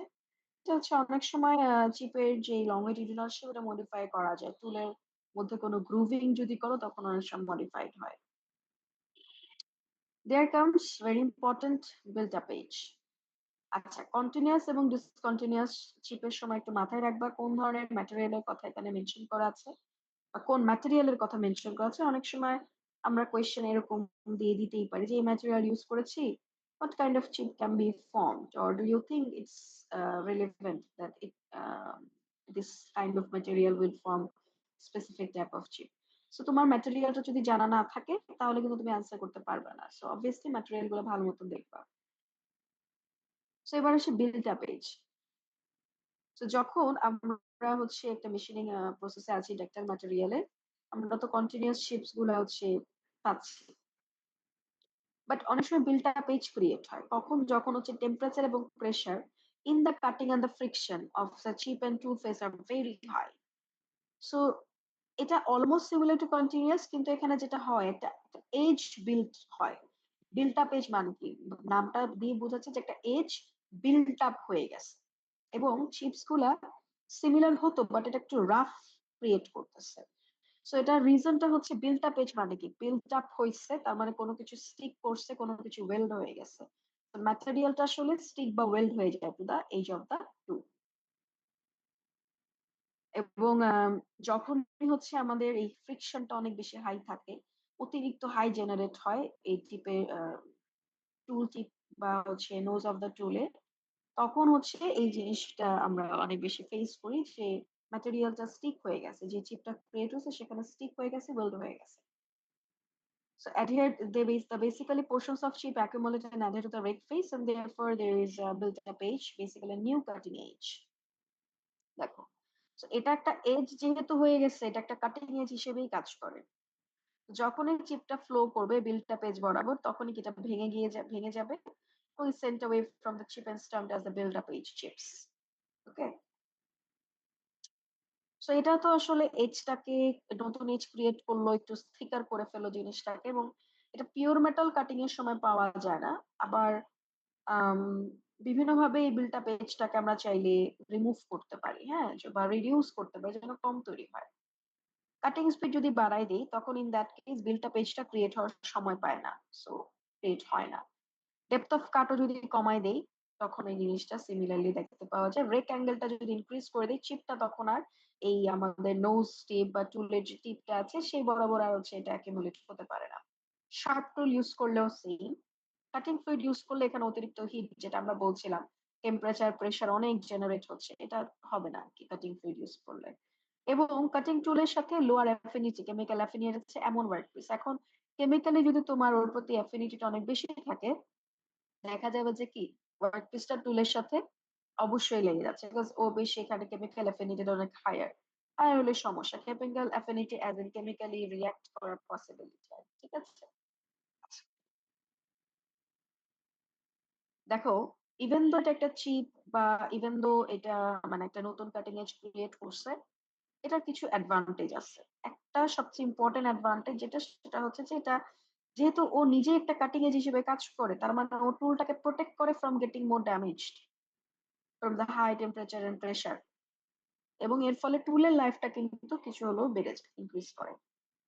But at the same time আমরা চাচ্ছি এটাকে রিডিউস করতে, বিকজ এর কিছু ডিসঅ্যাডভান্টেজ আছে। রিজন কি? এটা সারফেস ফিনিশটা খুব বাজে করে দিচ্ছে, রাফ দিচ্ছে। যেহেতু একটা নতুন কাটিং এজ ক্রিয়েট হয়ে গেল, আমার অবশ্যই রেক অ্যাঙ্গেল মানে জিওমেট্রিক্যালি কিন্তু অনেক কিছু চেঞ্জ হয়ে যায়। আমাদের যে এফেক্টিভ রেক অ্যাঙ্গেল সেটা অনেক সময় বেড়ে যায় বা কমে যায়। আমার শার্প টুলটা হচ্ছে অতিরিক্ত শার্প হয়ে যাচ্ছে, বা যতটুকু আসলে কাটার কথা, কোনো কারণে দেখা যাচ্ছে যে আমার ডিজায়ার্ড শেপটা আমি পাচ্ছি না, ঠিক আছে। So it results in a rough surface finish, change in the rake angle and the cutting forces. অতিরিক্ত যদি স্টিপ হয়ে যায়, অতিরিক্ত স্টিপার হয়ে গেলে আমাদের রেক অ্যাঙ্গেল বেড়ে যাবে, অতিরিক্ত শার্প হয়ে যাচ্ছে, ঠিক আছে। তো তুমি এত শার্পনেস চাচ্ছ না কোনো কারণে, অতিরিক্ত শার্প হয়ে যাচ্ছে, অথবা দেখা যাচ্ছে যে ফিনিশিংটাই বাজে করে দিচ্ছে। Then comes serrated chips, 4 number এবং লাস্ট যেটা আমাদের চিপের টাইপের মধ্যে সেরেটেড চিপস। এগুলো হচ্ছে semi continuous. Semi continuous sense হচ্ছে possess a sawtooth appearance, cyclic chip formation হয়, হাই শিয়ার স্ট্রেন এবং followed by lower shear strain, যেটাকে অ্যাডিয়াবেটিক শিয়ার বলে। অ্যাডিয়াবেটিক শিয়ার জিনিসটা হচ্ছে, দেখো, যেটা বোঝাচ্ছে হাই শিয়ার স্ট্রেন মানে অনেকক্ষণ ধরে তুমি আসলে তাকে ফোর্স দিচ্ছ, তার মধ্যে এনার্জি বিল্ড আপ হচ্ছে, সে স্ট্রেইন হচ্ছে, স্ট্রেইন মানে হচ্ছে তার ডিফর্মেশন হচ্ছে। দেন হঠাৎ করে এটার স্ট্রেনটা কমে যায়, দ্যাট মিনস হঠাৎ করে ফ্র্যাকচার হয়ে যায়, অ্যাজ ইন যতটুকু তার আরো নেওয়ার কথা ছিল সে তার আগে ফ্র্যাকচার হয়ে যাচ্ছে, এবং এটা ভেরি সাডেন হয়, দ্যাটস ওয়াই এটার নাম অ্যাডিয়াবেটিক শিয়ার। সো অনেক হাই শিয়ারের পর হঠাৎ করে আবার লো শিয়ার, দিন হচ্ছে স্ট্রেনটা অনেকক্ষণ ধরে নিচ্ছে এবং আরো নেওয়ার কথা, বাট পরবর্তীতেই দেখা যাচ্ছে যে পরে যে স্ট্রেনটা সেটা আসলে লো, দ্যাট মিনস সাডেনলি ফ্র্যাকচার হয়ে যাচ্ছে বারবার। এটা হচ্ছে সেরেটেড চিপস, এবং স টুথের মতন অ্যাপিয়ারেন্স পাওয়া যায়। সো আমরা যদি একটু দেখি যেটা আসলে কোথায় পাবো, এটা হচ্ছে difficult to machine metals like titanium alloys, nickel base super alloys, austen austenitic stainless steel, এইগুলা যখন মেশিন করা হয়, তখন ধরো এই ধরনের চিপ গুলা হাই কাটিং স্পিডে এই ধরনের চিপ গুলা দেখতে পাওয়া যায়। এটা আরো ধরো কমন ওয়ার্ক ম্যাটেরিয়াল যদি বলো স্টিলের ক্ষেত্রে, এটাও যদি হাই স্পিডে তুমি করো অনেক সময় এটা দেখতে পাওয়া যায়। মূলত ওই যে ডিফিকাল্ট টু মেশিন যে মেটাল গুলো আছে সেগুলোতে এটা আসলে বেশি দেখতে পাওয়া যায়। So this are the 4 types of chips. তোমাদের এরকম ধরো চিপের শেপ ওয়াইজ আনসার করতে হয়, ম্যাটেরিয়াল ওয়াইজ আমাদের আইডেন্টিফাই করতে হয়। কোন একটা হচ্ছে আমরা বললাম যে ধরো ডিসকন্টিনিউয়াস চিপস, কিন্তু সেটা আমার ডাক্টাইল ম্যাটেরিয়াল, তাহলে এটা প্রবলেম কি, বা এটা কেন ফর্ম হচ্ছে বলো তুমি মনে করো, বা ধরো বিল্ট আপ এজ ক্রিয়েট হচ্ছে। সো এটা আমি ধরো বললাম this could be a necessary evil, so why do you think the statement is true. So তুমি এটার অ্যাডভান্টেজ বললা, how come it's necessary, and then these are disadvantage বললা যে why it's not necessary or why it can be a problem to our machining surface. And then ধরো আমি তোমাকে এটার reduce করার জন্য সাজেশন চাইলাম, like what do you propose to reduce this kind of chips, as in to reduce this kind of built up. So this kind of built ups can be basically removed by these factors. You can basically address them.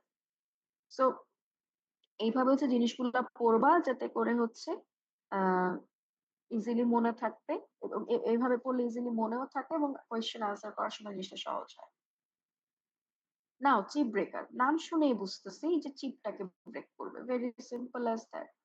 কেন break করতে হবে, অনেক সময় দেখা যাচ্ছে যে আমার material গুলা যখন চিপ ফর্ম করতেছে মেশিনিং এর সময়, এটার হ্যান্ডলিং এবং ডিসপোজালে অনেক প্রবলেম হয়।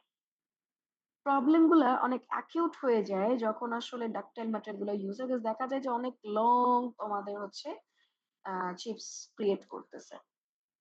সো এই যে দেখো এখানে একটা কথা বলছে যে for high cutting velocity, high MRR by flat rake faced type carbide or ceramic insert. Insert হচ্ছে মূলত আমাদের যে টুলের টিপটা আছে, টিপটা যখন হচ্ছে তোমার আর শার্প থাকে না, ব্লান্ট হয়ে যাচ্ছে, ভোঁতা হয়ে যাচ্ছে, সো বা ধরো হচ্ছে নষ্ট হয়ে গেছে, এখন পুরো টুলটাকে চেঞ্জ না করে আমরা যেটা করি ওই টিপে হচ্ছে একটা এরকম একটা অ্যাক্সেসরিজ বসাই দেই, যেটা কিনা টুল টিপ হিসেবে কাজ করবে। It could be a triangular form, it could be any other format.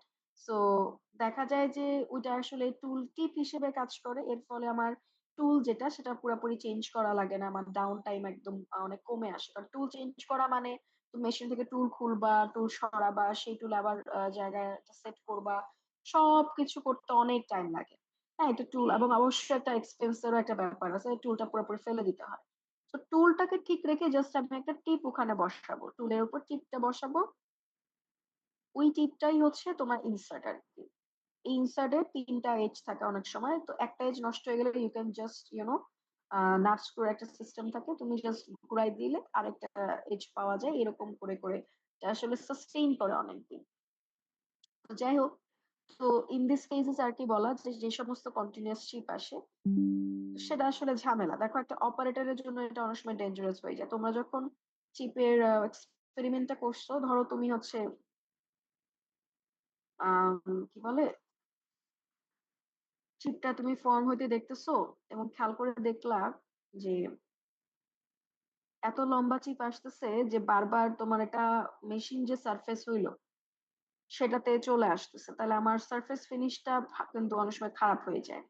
আবার অনেক সময় হচ্ছে এত লং হওয়ার কারণে যদি তুমি এটা ম্যানুয়ালি হ্যান্ডেল করতে থাকো, ধরো টুলটাকে তুমি ম্যানুয়ালি হ্যান্ডেল করতেছো, লং হওয়ার কারণে এটা তোমার কোনো কারণে হাতে এসে পড়তেছে, গরম কিন্তু এটা প্রচুর গরম, এটা তো ডেঞ্জারাস। এবং আবার অনেক সময় তুমি এটাকে বেশি লং হলে তুমি এটা ইজিলি ব্রাশ দিয়েও আসলে ডিসপোজ করতে পারতেছো না। তো অতিরিক্ত লম্বা হয়ে গেলে আসলে এই সমস্যা, তাই না?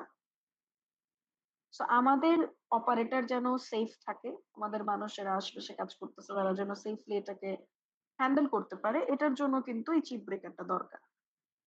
আমাদের প্রোডাক্টের সার্ফেসে যেন কোনো রকমের চিপ স্টিক হয়ে না যায়, আমাদের চিপের ডিসপোজাল এবং চিপের কালেকশনটা যেন অনেক ইজি হয়, in those cases chip breaker গুলো ইউজ করা হয়। ঠিক আছে, সো খেয়াল করে দেখো আমাদের এই চিপ ব্রেকিং এর ক্ষেত্রে মূলত 2 ধরনের চিপ ব্রেকিং প্রিন্সিপাল বা মেথড আছে। একটা হচ্ছে সেলফ চিপ ব্রেকিং, নাম শুনেই বুঝতেছি যে কোনো রকম এক্সট্রা চিপ ব্রেকার ইউজ করা লাগে না, ন্যাচারাল কন্ডিশনের কারণেই জিনিসটা হচ্ছে ভেঙে যায়। একটা হচ্ছে ফোর্সড, যেটা কিনা কিছু টুল জিওমেট্রিক্যাল ফিচার বা ডিভাইস ইউজ করা হয়।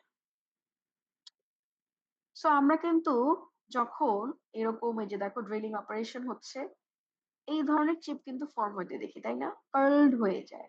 সো কখনো কি মাথায় কোয়েশ্চেন আসছে যে আচ্ছা, আমি তো একটা মেটাল ফর্ম করতেছি, সেটা সোজা ভাবে বের হইলে তো পারতো, একটা কার্ল বা স্প্রিং এর মতন কেন দেখতে হচ্ছে?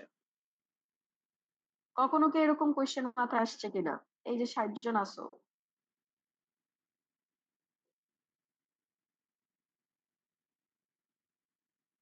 কারো মাথায় কোয়েশ্চেন আসে না, তাই তো? আচ্ছা, ঠিক আছে। তো সেলফ চিপ ব্রেকিং এ যেটা হয়, আমাদের ডাক্তারি যে চিপ গুলো আছে মূলত এরা কার্লড হয়ে যায়, but they tend to curl like clock spring এর মতন, তাই না? কার্ল হয়ে যাচ্ছে।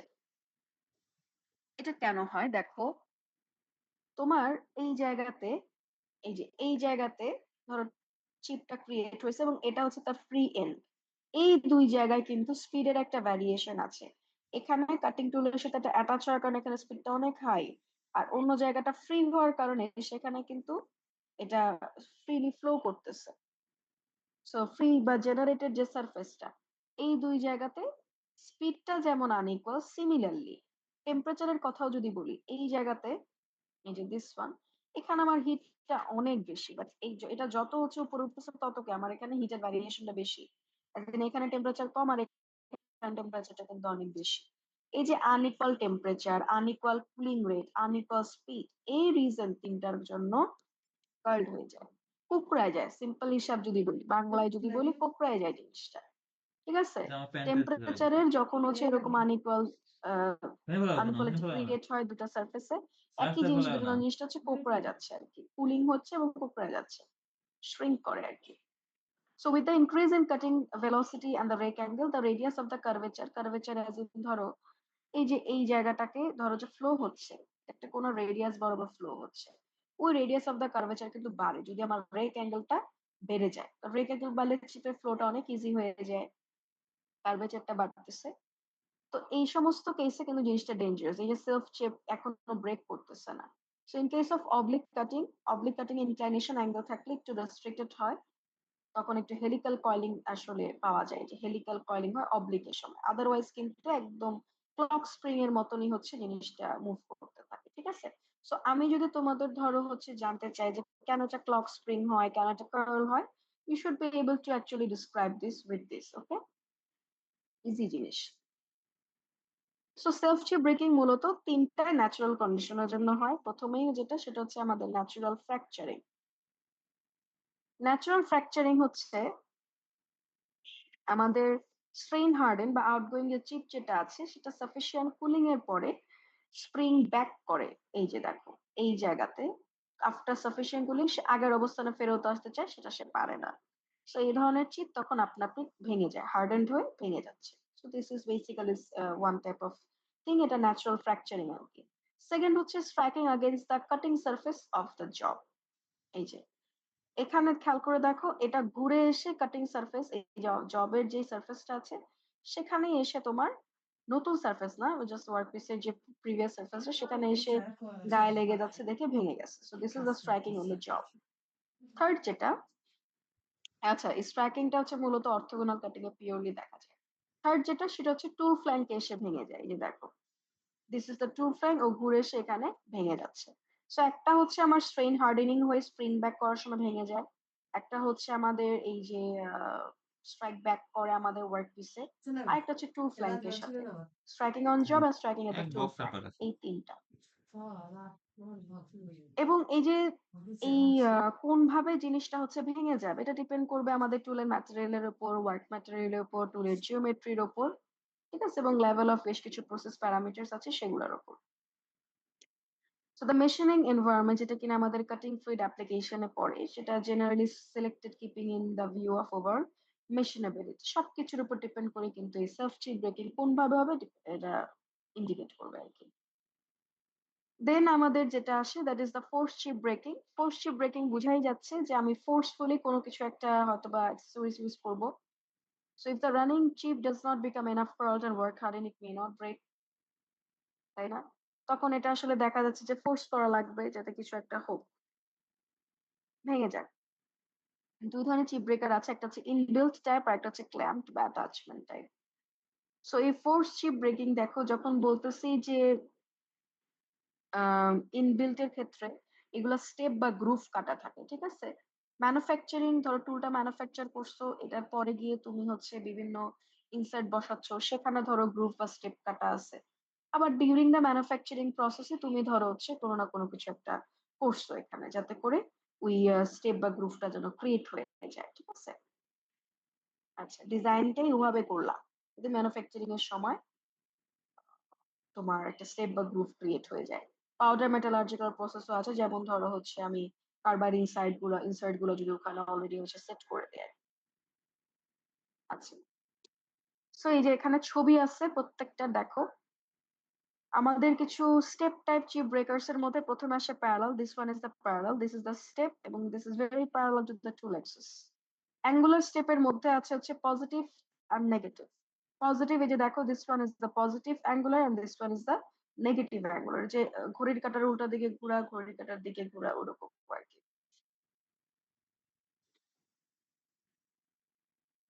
আরেকটা হচ্ছে parallel step with the nose radius. হ্যাঁ, প্যারালাল এন্ড দ্য রেডিয়াস। এই যে এটা, এই নোজ রেডিয়াস সহ এটা হেভি কাট। কারণ এখানে দেখো বোঝাই যাচ্ছে রেডিয়াসটাকে এখান থেকে এখানে বেশি। রেডিয়াস বেশি হলে মূলত হেভি কাটে আমরা নোজ রেডিয়াসটা বেশি পাই। আরো কিছু আছে যেমন ধরো গ্রুভ টাইপ। এই যে দেখো একটু খেয়াল করে দেখলে এখানে গ্রুভ কাটা। This is a circular groove, this is a tilted V groove. Okay, এরকম গ্রুভ কাটা থাকতে পারে। আরেকটা যেটা আসে সেটা হচ্ছে ক্ল্যাম্পড টাইপ চিপ ব্রেকার, ক্ল্যাম্পড ইউজ করা। So this works basically in the principal. এটা স্টেপ ব্রেকের মতনই, স্টেপ টাইপের মতনই, বাট এখানে এটার উইথ, এটার অ্যাঙ্গেল চেঞ্জ করা যায়। যদি এটার উইথ অফ দ্য স্টেপ বা আমাদের যে অ্যাঙ্গেলটা এগুলো কমপ্লিটলি ফিক্স করা থাকে, তাহলে শুধুমাত্র এটা একটা স্পেসিফিক কাজের জন্য আসলে আমি এটা ইউজ করবো, যে সবকিছুই ফিক্স, জিওমেট্রিটা ফিক্স। দেখো এটা দেখতে স্টেপের মতনই, কিন্তু কিন্তু আরেকটা যেটা আছে সেটা হচ্ছে আমি উইথটা ভ্যারি করতে পারবো। এই জায়গাতে এইখানে যে অ্যাডজাস্ট যেটা, সেই অ্যাডজাস্ট মানে উইথ যেটা, সেটা আমি অ্যাডজাস্ট করতে পারবো। তার কিছু ভার্সেটিলিটি আসে। আরেকটা হচ্ছে এটা শুধু স্টেপের উইথ যে অ্যাডজাস্ট করতে পারবো তা না, অ্যাঙ্গেল এবং হাইটও অ্যাডজাস্ট করতে পারবো। দেখো এখানে কিন্তু অ্যাঙ্গেলের একটা ব্যাপার ছিল। সো যখন আমি স্টেপ এবং হাইট এবং অ্যাঙ্গেল সবই অ্যাডজাস্ট করতে পারছি, তাহলে ভেরি ভার্সেটাইল। বাট এটা অবশ্যই অনেক অনেক অনেক বেশি এক্সপেন্সিভ। তোমাদের এই ছবিগুলো লাগবে না, বাট অবভিয়াসলি এই ডিসক্রিপশন গুলো মাথায় রাখা লাগবে। এই ছবিগুলো লাগবে। হ্যাঁ, এগুলো একটু কাইন্ডলি প্র্যাকটিস করবা। এই ফোর্স চিপ ব্রেকিং এর ক্ষেত্রে স্টেপ এবং গ্রুভ কোনটা কিরকম হয়। আচ্ছা, এরপরে আসে আমাদের ফোর্সের ব্যাপারটা আমরা ইনশাল্লাহ কালকের দিন হচ্ছে দেখবো। আমি আমি হচ্ছে তোমাদের section A then section B wise roll call করবো। কাইন্ডলি একটু রেসপন্ড করো। হ্যাঁ,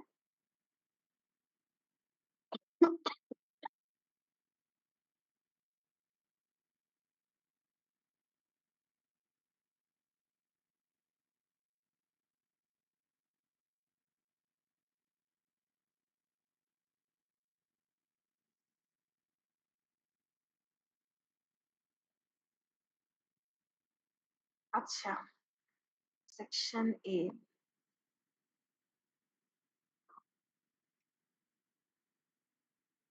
role 11। Yes, ma'am. Okay, 21, 9, 25, Present, ma'am. 29,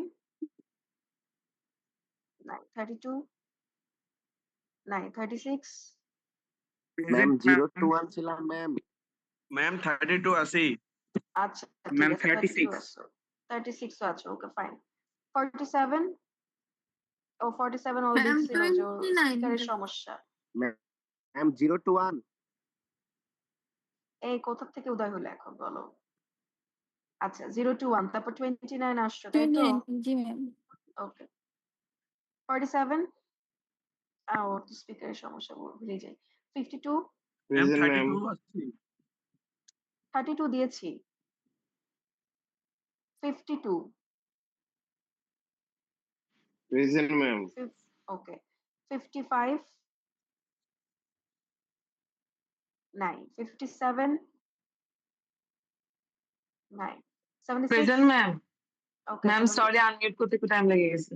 আচ্ছা এই নেক্সট তোমরা তো রোল জানোই সো আনমিউট করে রাখবা তারপর এত টাইম লাগলে কেমন হবে দেখো 76 নাই 95 present ma'am 99 Yes, ma'am. 110 Yes, ma'am. 16 ma'am 110 55 আছো বাট 16 নেই মাইকে প্রবলেম ছিল। কার মাইকে প্রবলেম হচ্ছে ম্যাম আমার ছিল আচ্ছা ঠিক আছে 55। ওকে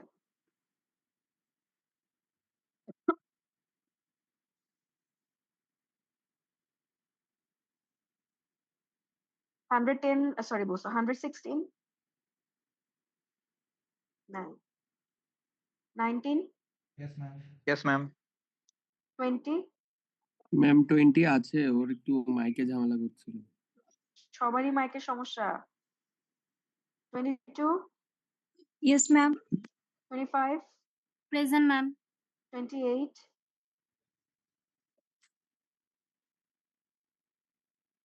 130 প্রেজেন্ট ম্যাম 130 নাহিয়ান